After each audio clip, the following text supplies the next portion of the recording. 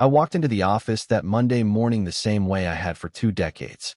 Same elevator ride, same badge swipe, same nod to the security guard who'd watched me grow older in this building. But that day, waiting at my desk, was an email from HR marked urgent. Within the hour, I was sitting across from Vanessa, our HR manager, and Chloe, the owner's daughter. She didn't waste time. She said the company was moving in a new direction, that her fiancé would be taking over my position. 20 years of work reduced to one sentence. I kept my expression still, nodded once, and listened. Chloe slid a separation agreement across the table, her manicured nails tapping against the paper. Her fiancé wasn't even in the room, but she spoke like he already owned my chair, my team, my systems. I didn't argue. I didn't plead. I simply said, understood. They expected a scene, maybe anger, maybe begging for one more chance. What they got instead was silence. That's what unsettled them most. I walked back to my office, the place I had built line by line of code, server by server, sleepless night by sleepless night. I methodically began collecting my personal things. The coffee mug my daughter gave me on Father's Day, a family photo tucked behind the monitor, the small cactus that had somehow survived fluorescent lighting longer than most interns. People passed by my door, whispering, pretending not to look. Most of them I had trained myself, teaching them how to navigate systems they barely understood. None of them knew just how deep those systems went, how much of the company's survival rested on knowledge only I carried. When Chloe came by later to demand every password, I handed them over without hesitation. She didn't notice the faint smile at the corner of my mouth, didn't realize that passwords were only keys to doors, and doors lead to hallways, and I had built every hallway in that digital fortress. Still, I signed out, logged off, and walked out under the watchful eyes of Daniel, the operations director. He stood in the hallway pretending to check his phone, but I could feel his eyes on my back, making sure I was really gone. No handshake, no goodbye, just surveillance. In the parking lot, I sat in my car and looked up at the 12-story building where I had spent most of my adult life. The badge I'd just surrendered had been renewed 19 times. That was the kind of loyalty I gave. Loyalty they had just thrown away so a daughter could play queenmaker and her fiancé could wear a crown he hadn't earned. I started the engine and pulled out without a word. They thought I was gone. They thought I was finished. What they didn't know was that silence is not weakness. Silence is preparation. And in a few days, they would learn what happens when you discard the one man who knows where every skeleton is buried, every lock is hidden, and every fuse is wired. At home that night, I sat in the quiet of my office, staring at a laptop that no longer carried the weight of company logins or morning reports. My wife asked if I was okay. I told her I was fine, but the truth was different. I wasn't angry. I wasn't broken. I was calculating. For 20 years, I had been the architect of every system inside that company. What Chloe and her fiancé didn't realize was that firing me wasn't just cutting off an employee. It was severing the one person who understood how the machinery kept running when everything else failed. I unlocked a desk drawer and pulled out a hard drive I'd kept for years. Not stolen property, just security copies, sanctioned long ago during a corporate audit when the board wanted to be sure no one could hide data. Everyone else had forgotten about it. I hadn't. On it were records, logs, and protocols. Proof of every access, every transaction, every digital footprint left behind. I plugged it in and watched the files populate across my screen like soldiers ready for deployment. The next morning, Chloe's fiancé arrived to claim my office. Word spread fast. Employees messaged me privately, short notes of shock, some of sympathy, most of confusion. I didn't reply. Not yet. Instead, I watched from a distance as he tried to run meetings he didn't understand, make decisions he wasn't qualified for. He carried himself like a man who thought authority was a suit you could put on, not something earned by years in the trenches. By the third day, I began to see patterns in the system logs. Financial transfers flagged as routine, but routed to accounts I didn't recognize. Vendor invoices inflated just enough to slip under the radar. The fiancé was signing off on them, smiling as though he'd discovered a hidden gold mine. What he didn't know was that every keystroke left a trail, and every trail led back to him. I said nothing. Silence is a blade sharper than any accusation. I compiled everything onto a separate drive, encrypted and secure. Then I waited. The company was already beginning to stumble. Systems that required experience failed under the fiancé's leadership. He sent frantic emails to Chloe. She pushed them to operations, and Daniel tried to patch the damage. But the cracks were too deep. I had designed the architecture to be resilient, but only if guided by steady hands. They had cut those hands off. I sat back in my chair, coffee in hand, and let the chaos unfold. They thought I had walked away quietly. In truth, I had just stepped back to watch the house I built tremble under the weight of their arrogance. The collapse hadn't come yet, but I could feel it. It was close, and I was ready. By the end of the first week, the company looked the same from the outside. Emails went out, phones rang, meetings filled calendars, but I knew the foundation was crumbling. Chloe's fiancé, Andrew, strutted through the halls as if the title on his new door made him invincible. What he didn't see was the nervous glances, the hushed conversations when he walked past. People sensed the shift. They felt the air grow heavier, though they couldn't name why. I had always believed silence reveals more than words. From my home office, I tracked system alerts that no one else noticed. Backup servers were failing.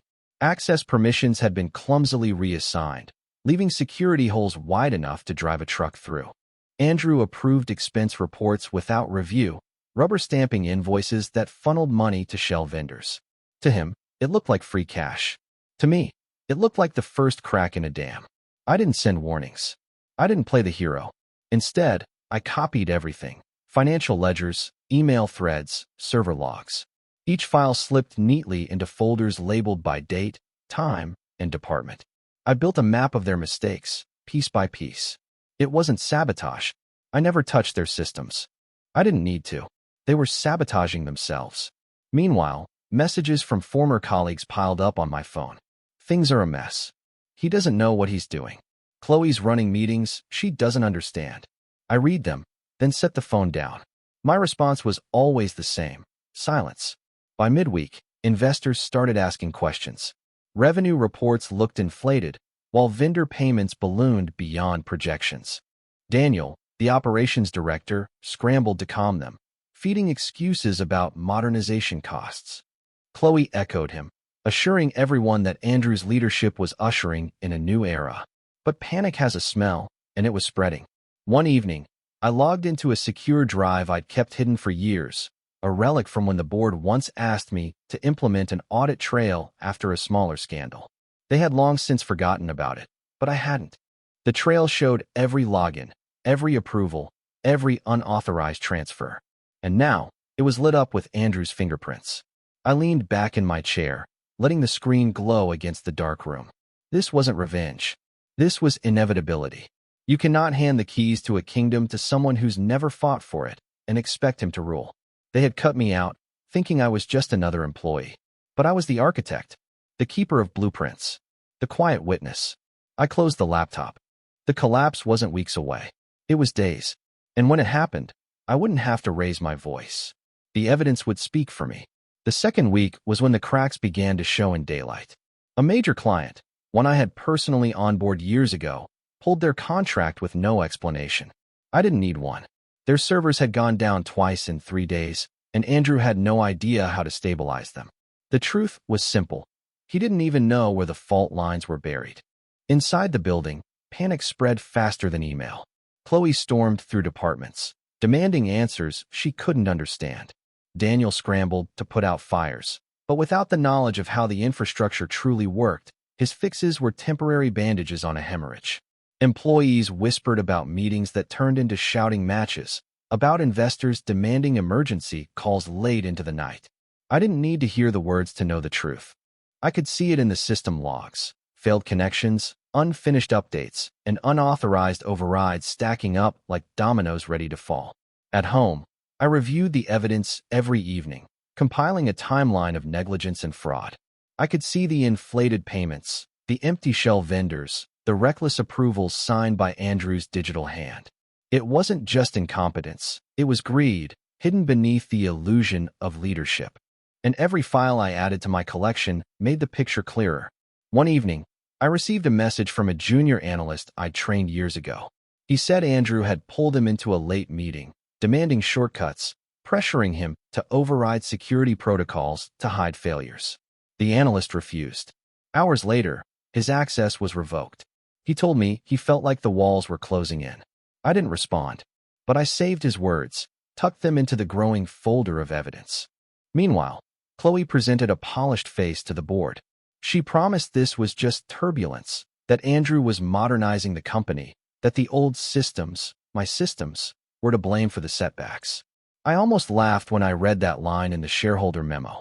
Those old systems had kept the company alive for 2 decades. They weren't failing. The people running them were.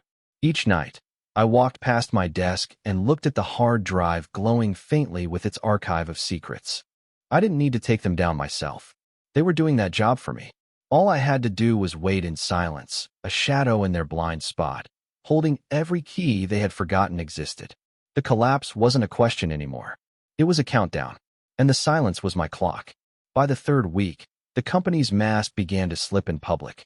Vendors complained about unpaid invoices. Clients noticed service interruptions. Investors pushed for answers that Chloe and Andrew couldn't provide.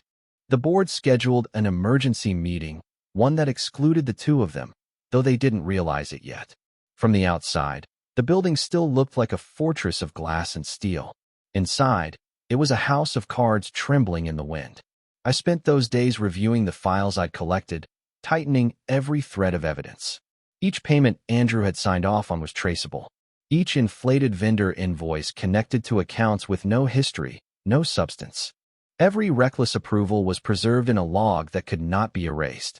The irony was simple. The systems I built to protect the company were now the very tools exposing its rot. Meanwhile, former colleagues kept reaching out. One message after another described the chaos inside. A senior developer I had once mentored told me morale had collapsed. Half his team was searching for new jobs. Another wrote that Chloe screamed at staff during a meeting, accusing them of sabotage when a server crashed. They were unraveling, and everyone could see it. Andrew, in his desperation, made the fatal mistake of trying to cover his tracks. He authorized sweeping deletions across financial systems, thinking that erasure meant safety. What he didn't know was that the backups I designed were independent, hidden from normal view, immune to tampering. Every file he thought he destroyed had already been preserved twice over. I didn't interfere. I didn't warn anyone. I just watched as he dug his own grave with each panicked keystroke. My silence was the mirror in which their mistakes reflected back at them, growing sharper with every passing day. By Thursday, I had enough evidence compiled to end them in one move. But timing mattered. Too early, and they could spin it as misunderstanding. Too late, and the company itself might collapse beyond repair. I wanted precision. I wanted the strike to land when their arrogance had reached its peak, when they believed they were untouchable. That evening, I sat in my office with the drive in front of me, the weight of 20 years condensed into folders and files. They had taken everything from me, my position, my respect, my place in the company I had built. But they had given me something in return. Leverage. The collapse wasn't just coming. I was shaping it, one silent step at a time. The first strike had to be quiet, precise, impossible to trace back to me. I chose the board's emergency meeting as the moment. By then, Chloe and Andrew were scrambling to convince everyone the company was thriving. They had no idea the board was already suspicious, and I intended to tip the balance. That morning, before the meeting began, I scheduled an anonymous packet of information to reach 2 board members I trusted most. Inside were carefully selected documents, financial ledgers, approval logs, and vendor registrations that pointed directly to fraud. Not everything, just enough to raise questions that Chloe and Andrew couldn't answer without unraveling. At 9 a.m., while the executives took their seats around the polished oak table, those files landed in inboxes. I didn't need to be in the room to know the effect. By noon, messages from former colleagues told me the meeting had turned tense. Andrew's face had gone pale as board members pressed him on payments he couldn't explain. Chloe tried to defend him, insisting the numbers were modernization costs. But the documents told a different story. I sat at my kitchen table, coffee cooling beside me, imagining the silence that must have filled that room after each question. That silence was my weapon, stretching longer with every answer they failed to give. Later that afternoon, I received a call from a number I didn't recognize. I let it ring out. The voicemail was short. "This is Robert Chin from the board. We need to talk." I didn't return it. Not yet. Timing was still everything. Inside the company, Andrew doubled down. He called an all-hands meeting, parading across the stage in the conference room, promising a bold future and growth that would eclipse every competitor. My phone buzzed with messages from staff who described the scene. They said he looked desperate, sweat dripping as he clutched the microphone, shouting about loyalty. Some employees applauded out of fear.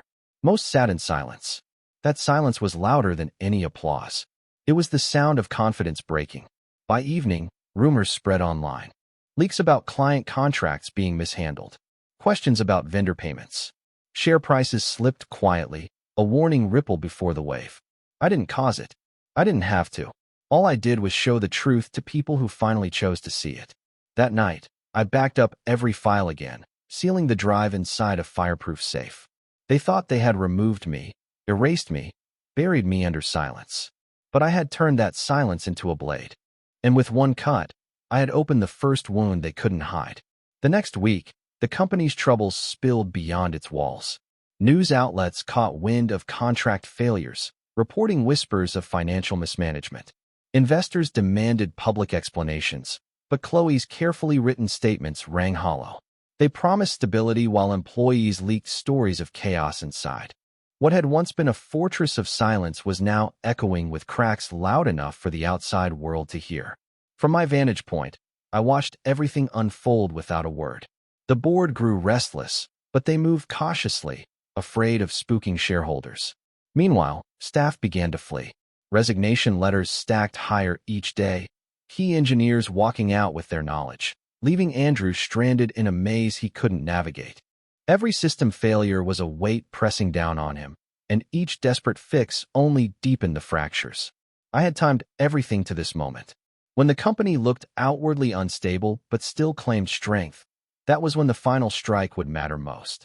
I compiled a complete dossier, fraudulent vendors tied to Andrew's digital approvals, records of Chloe authorizing unauthorized expenses, even meeting notes where Daniel tried to shield them. It wasn't just evidence of incompetence anymore. It was conspiracy, documented in their own hand. Late one night, I sat in my office with the drive glowing faintly in the dark. 20 years of loyalty condensed into a weapon they had given me through arrogance.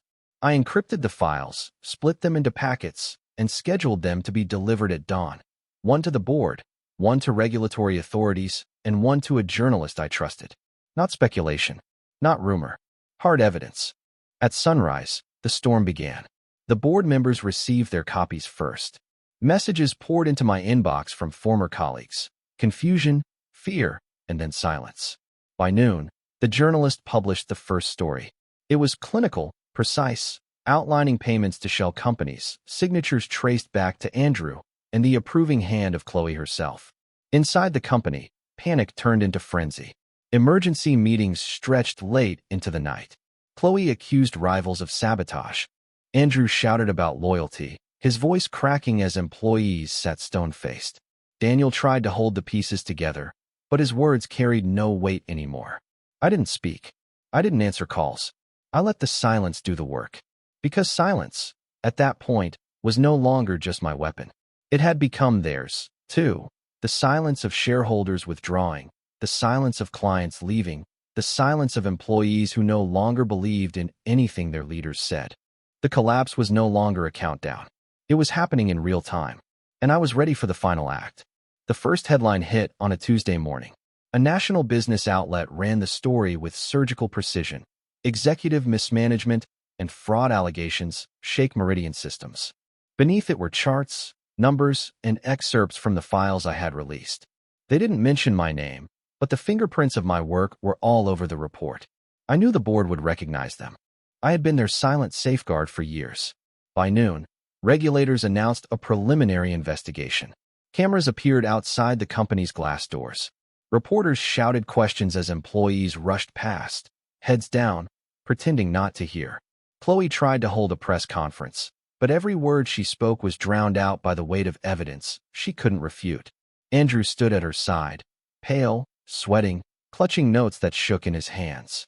Inside, my phone lit up with messages from people I once worked beside. Some begged for answers, asking if I had known this was coming. Others simply said thank you. They didn't need me to confirm. They had always suspected I was watching quietly, waiting for the right moment. The board moved fast. Daniel was suspended first, accused of negligence. Chloe was stripped of decision-making power pending investigation.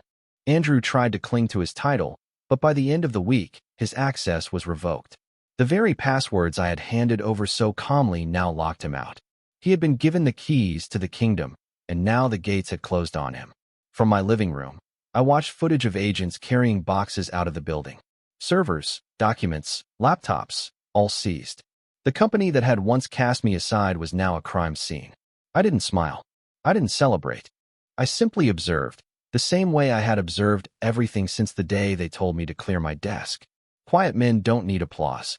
We measure victory in silence.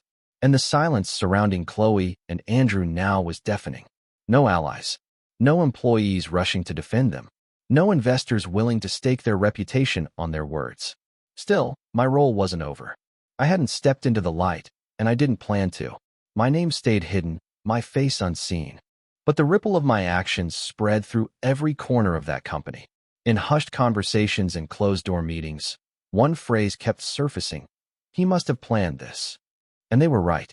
By the time the regulators finished their first sweep, Meridian Systems was no longer a company. It was a carcass, picked apart by lawyers, investigators, and creditors. The name that once carried weight in boardrooms was now whispered in scandal columns. Chloe vanished from public view, retreating behind the closed doors of her family estate.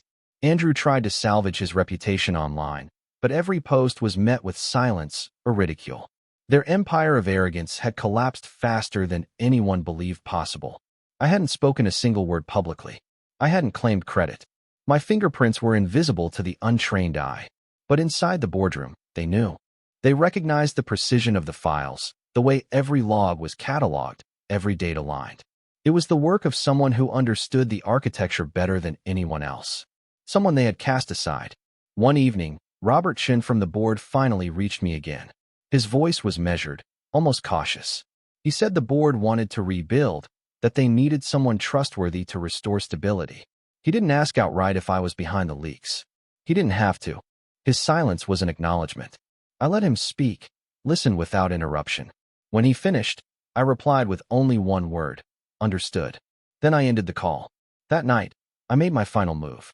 I released a sealed folder to the authorities, one they hadn't yet seen.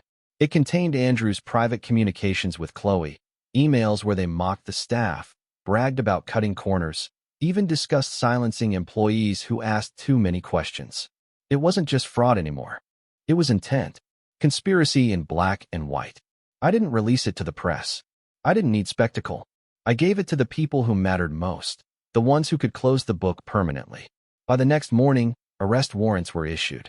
Cameras captured Andrew being led out in handcuffs, Chloe shielding her face as agents escorted her into a car. I watched it play out on the evening news, the glow of the television painting the room in shades of blue. My wife asked if I felt vindicated. I told her the truth. It wasn't vindication. It was balance. They had taken everything from me, thinking they had silenced me. Instead, my silence had been the hammer that broke them. And now, there was only one piece left: the ending. When the dust settled, Meridian Systems no longer existed in any recognizable form.